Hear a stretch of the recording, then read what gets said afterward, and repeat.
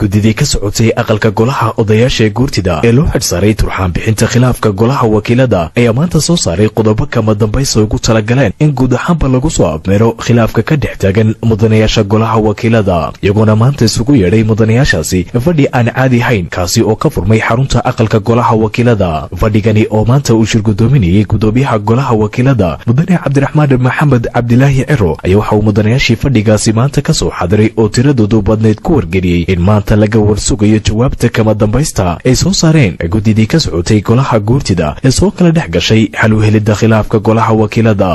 mudanayaal waxaa la socoteen golaha guurtidu inuu dhexdhexaadinayay khilaafka golaha wakiilada waxay loo soo jeediyeen markii hore bisha 25-keeda fadhigu furmo shalaytana codsi cusub bay noo keeneen oo ay maanta goliga u furmo labada codsiba waynu aqbalay inagoo tixgelinayna hawsha muhiimka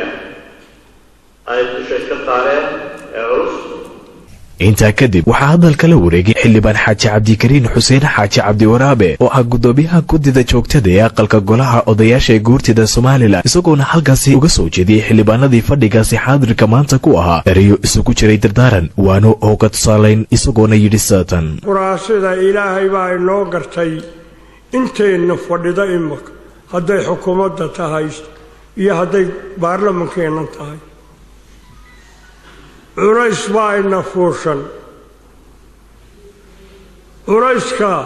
agoon curyaan dhagoole oday islaan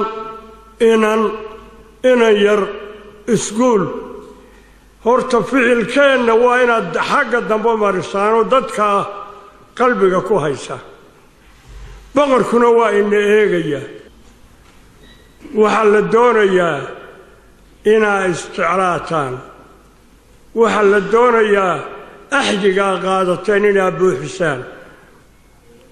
waxaa la doonayaa mid inaynu horta inagu ahaanaa intaa ceelka u milix baynu shicibkii waxbay noo dheer baarlaman baynu nahay inaynu isxan ilaalinaa baa la doonayaa isaguna waxaa goobtaasi ka hadlay gudoomiye ku-xigeenka koobaad ee aqalka golaha guurtida islamarkaana gusimaha gudoomiyaha aqalkaasi isagoona halkaasi ka akhriyey qodobada ay isla gaadheen gudidii dhexdhexaadintu waxaanu yidhi saatan anigu waxaan sheegayaa uun go-aankii ay gudida golaha guurtida oo dhexdhexaadinta khilaafaadka golaha wakiiladu isla gaadheen guddigu waxay go-aamiyeen kow in aqlabiyadda laga qaadi karo gudoomiyaha iyo labada gudoomiye ku-xigeen oo shirgudoon la isku yiraahdo ay noqoto kala badh iyo hal oo ah 42 tirada guud ee xubnaha golaha wakiilada marka ay soo jeediyaan 3 meelood oo meel tirada guud ee golaha wakiilada in aan shirgudoonka oo ah gudoomiyaha iyo labada ku-xigeen loo soo dhigi karin mooshin xilka xayuubin ah muddada xilka golaha uga harsan haddii aanay xilkooda u gudan waayin si waafaqsan xeer hoosaadka iyo dastuurka qaranka in gudoomiyuhu ku dhawaaqo xidhitaanka kalfadhigan 23aad ee golaha wakiilada isla fadhigan maanta goluhuna galo fasaxiisii caadiga ahaa allah mahadle go'aankani maanta ka soo yeedhay gudidii dhexdhexaadinta khilaafka golaha wakiilada Soomaaliland ee ka socday aqalka golaha odayaasha ee guurtida Soomaaliland ayaa markii ay ku dhawaaqeen waxa mar kaliya isbedelay jawigii golaha iyagoo xildhibaanadii fadhigaasi maanta ka soo xaadiray oo tiradoodu badnaydna ay ku qaabileen sida tan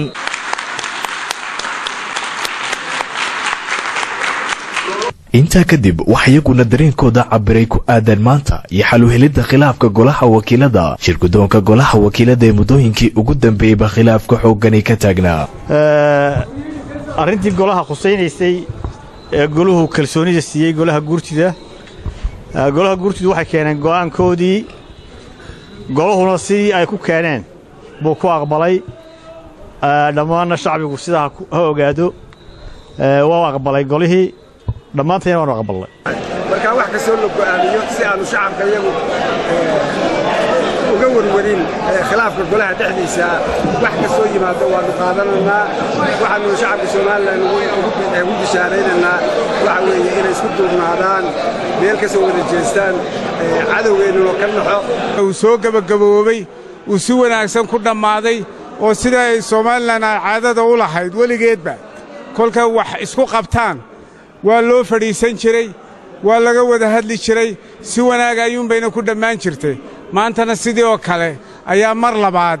ay caddaatay Soomaaliland inay bisishahay inta kadib shirgudoonkii golaha wakiilada oo ay weheliyaan guudidii ka socotay golaha guurtida iyo xildhibaano ka tirsan aqalka golaha wakiiladu ay iskugu biyashubteen xarunta qasriga madaxtooyada iyadoona halkaasi ay kula qaateen kulan albaabadu u xidhnaayeen madaxweynaha Soomaaliland mudane Axmed Maxamed Maxamuud Silaayo gudoomiyaha xisbiga kulmiye iyadoo kulankaasina ku soo dhamaaday jawi safgarad guud ahaan isku soo wada duubo go'aankan sida midaysan ay xildhibaanada golaha wakiiladu ay u qaateen